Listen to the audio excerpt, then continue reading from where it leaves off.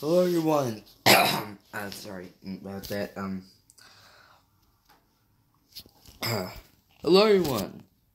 I'm the Symbiote Soldier 3 here, and welcome to my first honest review, aka a more in-depth review that will usually have to do with a live-action movie, animated cartoon, or live-action show, or animated movie. And today's honest review is going to be of the first season of SpiderMan, the 90s animated series. And I used to love this show. Not to say it's bad, it's definitely not the worst Spider-Man show I've seen. But it's perfectly fine. Now, one thing I like to do in honest reviews where there's just a bunch of other cartoons. Now, I'm going to talk about the Spider-Man cartoon that preceded it, and the Spider-Man cartoon that exceeded it. Not in as much detail, just to give my general thoughts. I may do a completely different honest review on those as well. Anyway, let's start off with Spider-Man and his amazing friends. This show is honestly probably the best Spider-Man show of its time. Before we had Spider-Man, the first show came out in the 60s, which was just a bit too goofy in my opinion. Not saying that Spider-Man has to be 100% serious, but it's just I didn't enjoy it all that much. The 80s series was a bit better, but not by all that much. And then we got this one, which honestly I found quite enjoyable. Honestly, it's as instead of just him being him, he has two characters to play off. Firestar, believe that's her name. Yeah, this was actually her first appearance at all. And people liked her so much that she was adapted into the comics. And we have Iceman. Now, hardcore X-Men fans may be saying, wait, he's an X-Men. What is he doing with Spider-Man? I honestly don't know if Iceman was a part of the X-Men at the time the show was made in the comics, but if he was, he did fine in this show. He wasn't bad. And next, let's talk about the show that preceded this with Spider-Man Unlimited. This show was decent but forgettable, in my opinion. It was basically what Batman Beyond could have been, in my opinion. In the sense that it's a more futuristic take on a beloved character, not that somebody was taking out the guise of Spider-Man. Except, instead of just being in the future, this one is in space. And none of the characters except Spider-Man are really the same. As it's basically an unofficial sequel to its predecessor. I may do honest reviews of these two shows in the future, maybe, but these are just quick final verdicts. I'll still talk about other things that I'll talk about in the honest reviews for those shows in the future. But anyway, let's get to the main event. My honest review of the first season of Spider-Man, the animated series. Let's start off with the plot. If you do not know what the plot of Spider-Man is, one, why are you watching this video? And two,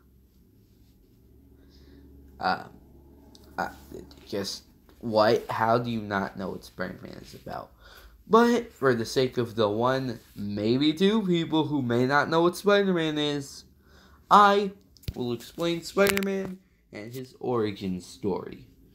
Peter Parker was a kid who got bit by a radioactive or enhanced spider, which gave him the ability to climb up walls and increase spider strength, speed, and durability, and even the ability to see all around him / an early warning system when there was danger around. And then he decided to build the web cartridges to have him swing like a spider. So those are his powers. First, he used his powers for fame and glory in the wrestling ring. But when a robber ran off, he didn't stop him, as he didn't feel that it was his responsibility. Little did Parker know that this same man would end up taking the life of his beloved Uncle Ben. Then Peter, later that night, finds the robber, has the chance to kill him, but decides not to, as he has as Uncle Ben would always say, with great power comes great responsibility. And now Peter uses his great powers to protect the city of New York. There we go. Now, let's talk about the characters. The characters in this show were at least varied. So, if you will allow me, I will introduce you to the heroes. And let's start off with our main character, Peter Parker, aka SpiderMan.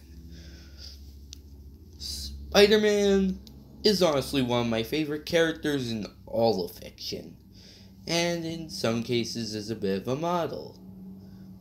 Well, not model, but role model for me. I don't know why I said model. Where, he is a role model for me, honestly. But let's talk about in the world of animation. Is this my favorite adaptation of the character Spider-Man? No, this is not my favorite adaptation of Spider-Man. Even in the world of animation, my favorite Spider-Man of all time is Josh Keaton, aka the Spectacular Spider-Man. And I'll talk more about why he's my favorite one day, but for now, this version of Spider-Man is perfectly acceptable. He doesn't bastardize the character, but he's not the greatest. But when he does get into the role sometimes, his voice actor he is pretty convincing. And keep in mind that there are certain heroes that I won't mention in this little segment, but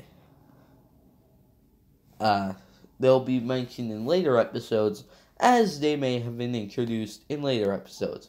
Now let's talk about this character's titular aunt, Aunt May. She, just like Peter in this animated series, is just an okay representation of the character. There's a bit of a snarky side to her that doesn't get fully explored in the series. Or even mentioned, she's kinda just someone who's worried about her nephew. But there are times that I honestly felt like she was pretty convincing. Well, not convincing, but something that I don't think has been explored with the character in the comics or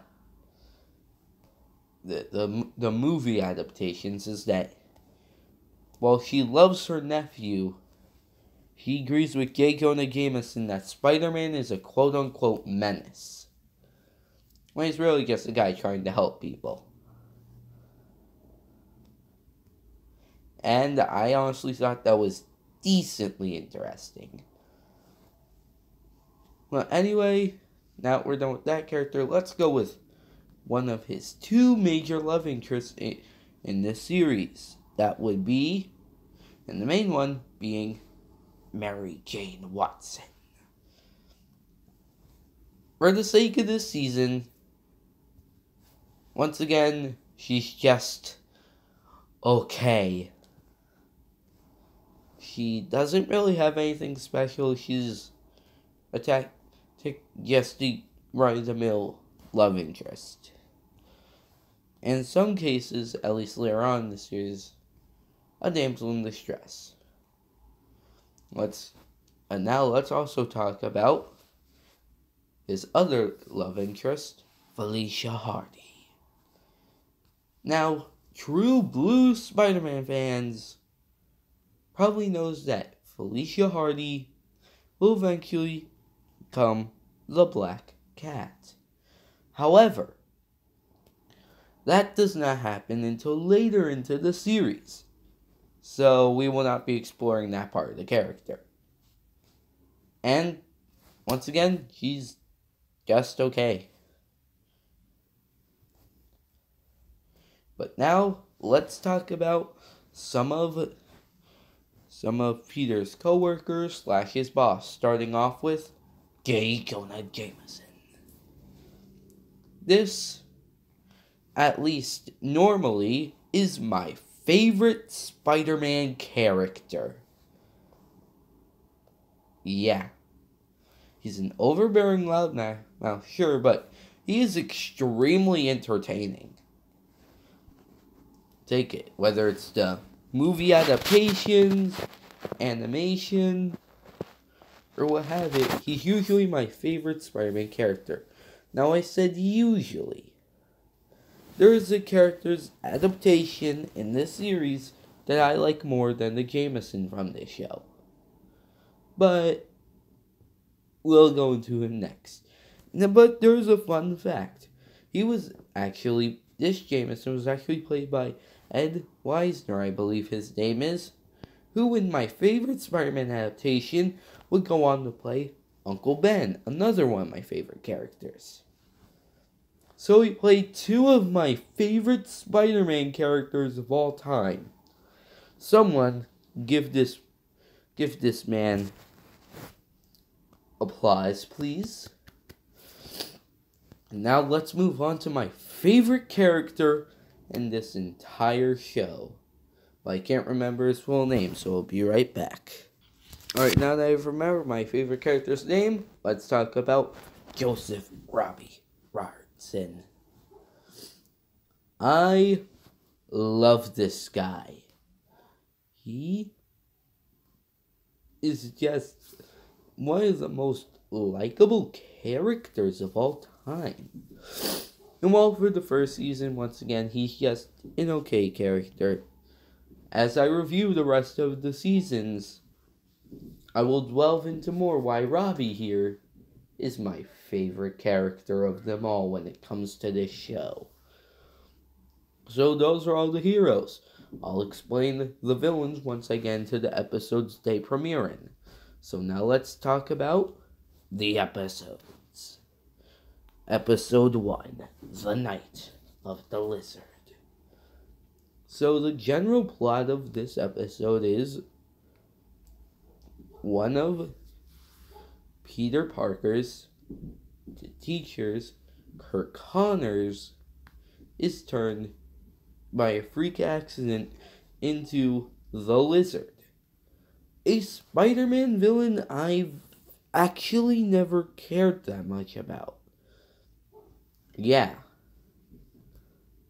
A lot of people call him one of the greats of the Spider-Man villains that I hear people talk about, but I just don't get the love for him.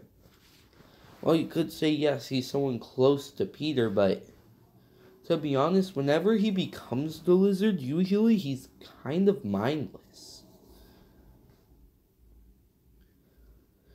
And one of the reasons Doomsday is my least favorite Superman villain is because I hate mindless villains who just destroy everything. Now you may say, but the Hulk is mindless. And to that I say, no. The Hulk is not completely mindless. As seen from EMH, my favorite Avengers cartoon, he actually has more of a personality than Smashing. And to the overall episode, it's okay.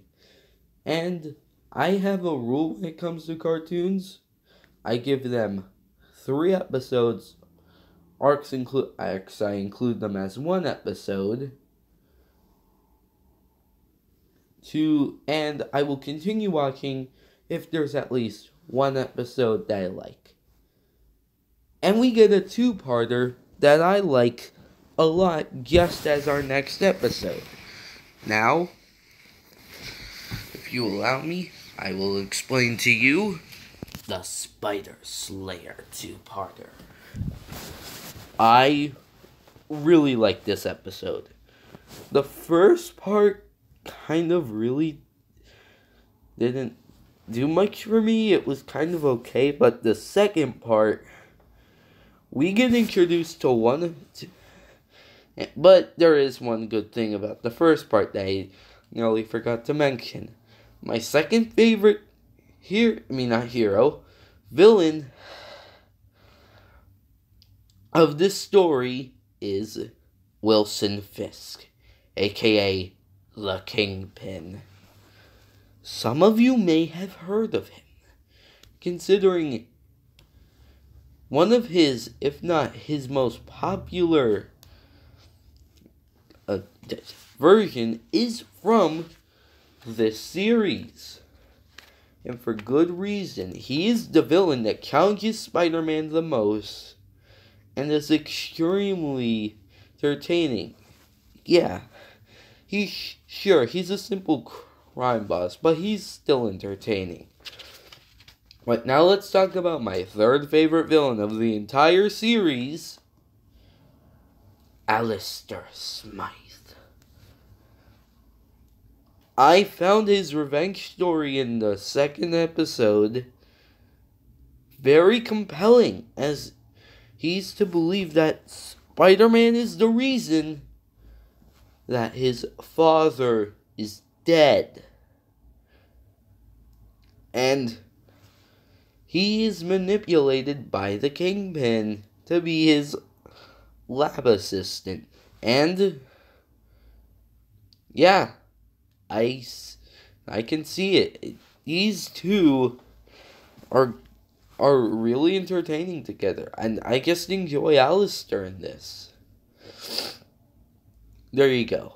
So let's talk about episode 4, Dr. Octopus, Armed and Dangerous, which introduces one of Spider-Man's 3 arch nemesis, as I call them, or the Unholy Trinity. And the first member that we see in this show is Dr. Otto Octavius, aka Dr. Octopus. This is an okay character. Yeah, most of the characters in this show are just okay representations of the characters, which is something that somewhat aggravates me. Sure, that they're compelling, but they could be so much better. My personal favorite Doc Ock is SpongeBob. I don't know about you. But this episode's basic plot is Doc Ock captures Felicia Hardy as a ransom, and Spider-Man takes her down. And now I'll be right back once I learn the next few episodes. Episode 5, The Menace of Mysterio. Now, when I saw this title of this episode, I was like, holy crap, yes. Mysterio is one of my favorite Spider-Man villains, and for a good reason. Unlike someone like say the Lizard, who can overwhelm Spider-Man with his immense strength, Mysterio has no powers.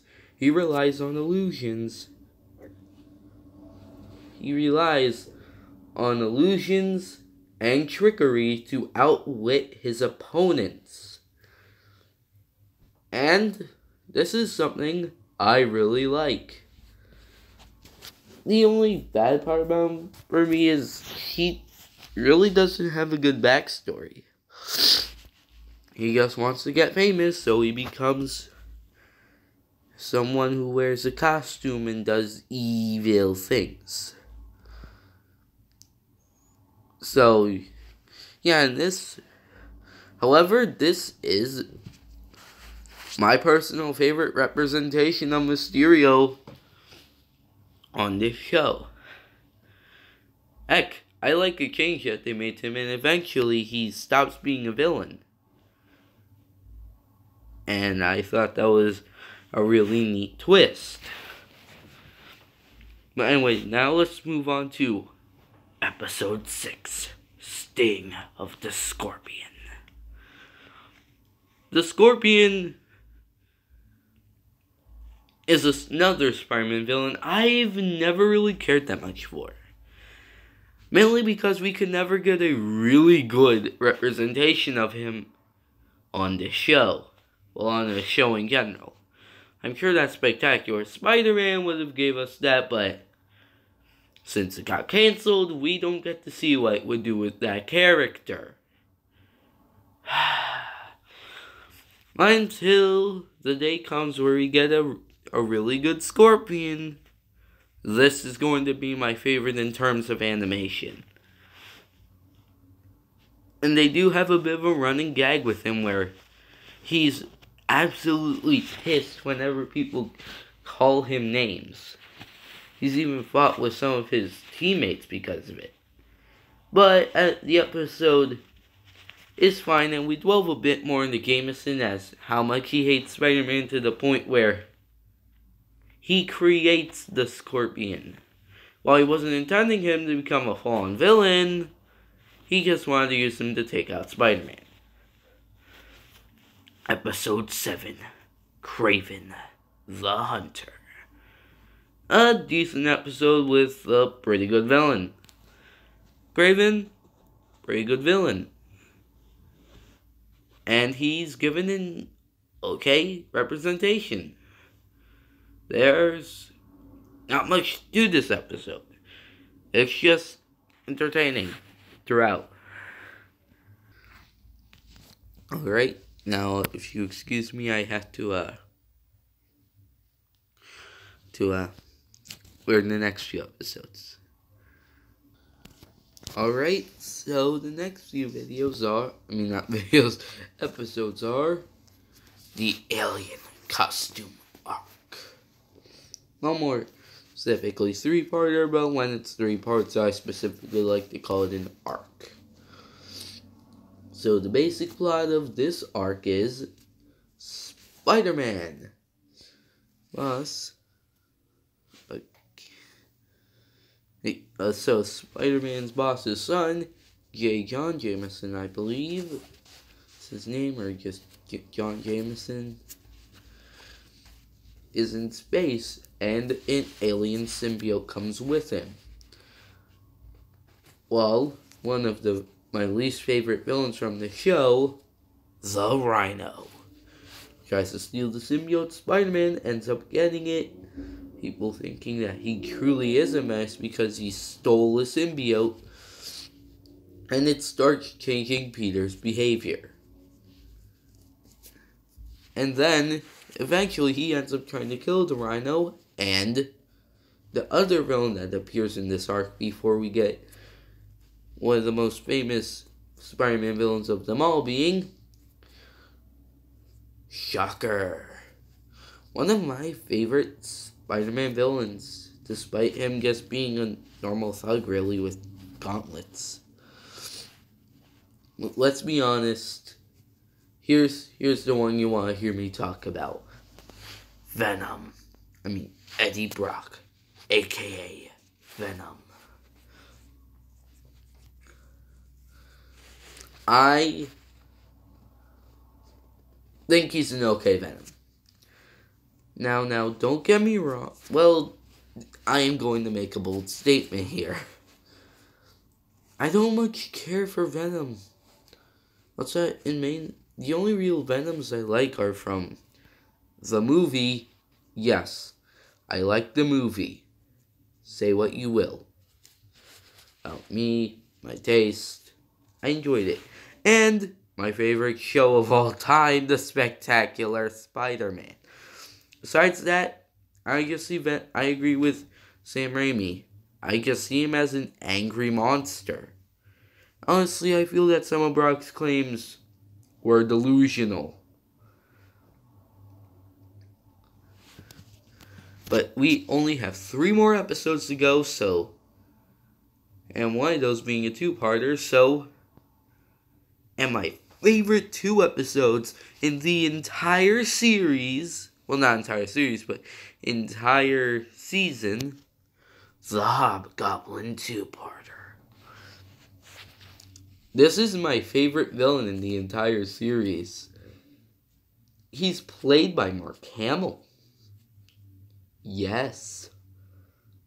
Mark frickin' Hamill. And he's basically a less psychotic version of the Joker. Well, his Joker. And he constantly switches factions, and he's way too entertaining every time he's on screen. And he constantly switches factions, betrays his factions, and I just love these episodes.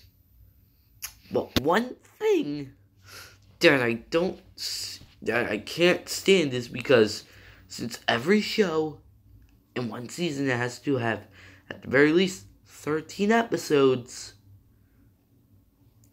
they had to make a season finale. And we just had 2 of the best arcs in the series.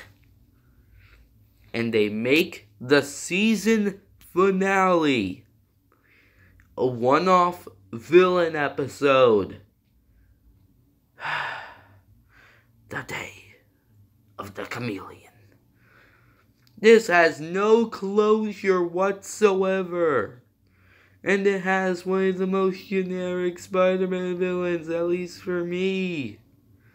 I know that Chameleon was his first foe, but I just don't like him. And this has no closure. It's just Chameleon doing Chameleon stuff. Why couldn't you have saved the symbiote stuff to be the season finale? Introduce the Chameleon a bit earlier in the season. It's just Final verdict. This was an alright season. Most of the episodes are okay, but they have ones that stand out, and those that stand out are really good. Well, when they're good.